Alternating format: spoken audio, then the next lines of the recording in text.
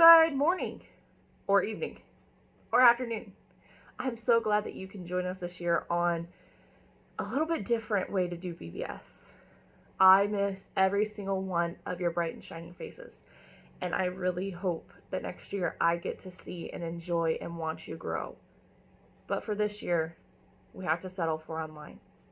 See, the one great thing about doing it this way this year is that you can do it on your own schedule, however you see fit, so that your family doesn't have to stop what they're doing to get to church.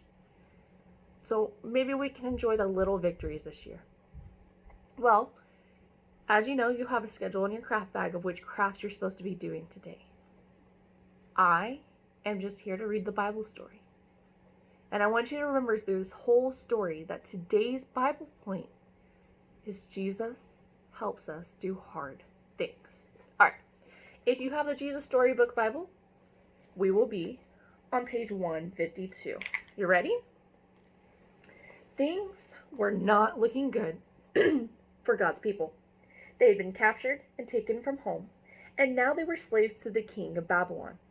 But God had not left his people. He was with them, and he was looking after them. Daniel loved God and obeyed him. Now God made Daniel able to understand lots of difficult things.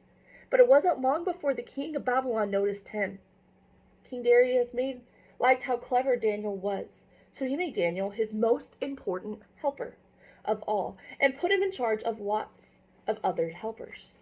But the other helpers did not like this. They wanted the king to like them best. They wanted to get rid of Daniel. So they spied on Daniel. They tried to find things wrong with Daniel, things that they could tell the king, but there weren't any. None. They couldn't find anything at all, except there was just the one thing. Every day, 3 times a day, without fail, no matter what, Daniel went to his room, closed the door, and prayed. They smiled to themselves. Let's get the king to make a law.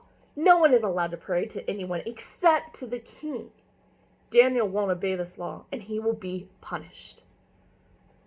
They were pleased with themselves for being so clever and hurried off to tell the king.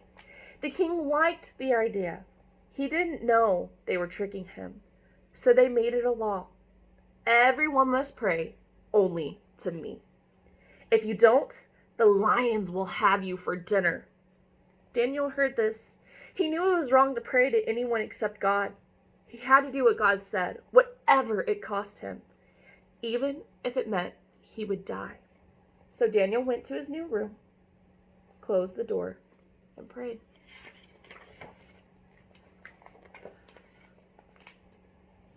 That's just what the bad men knew Daniel would do.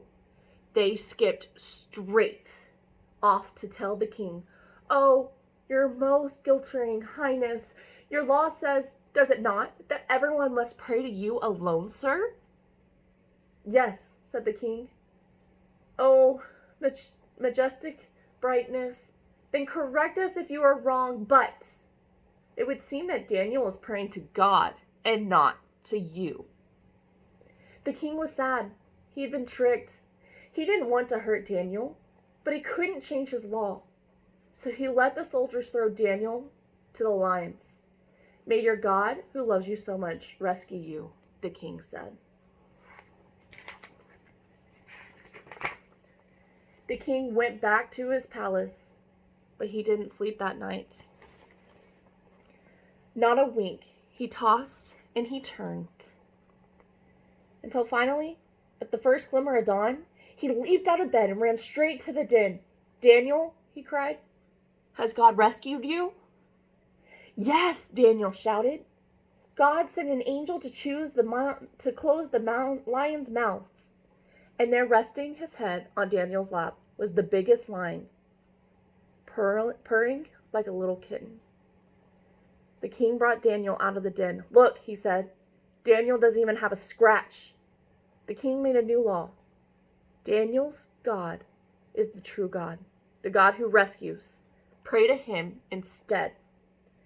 God would keep on rescuing his people, And the time was coming when God would send another brave hero like Daniel who would love God and do what God said, whatever it cost him, even if it meant he would die. And together they would pull off the greatest rescue the world has ever known. Don't forget to look and see which craft you're supposed to be doing today. And also to remember that God is always with us, and He is going to help us. Even when it seems impossible, He will help you through the hard times.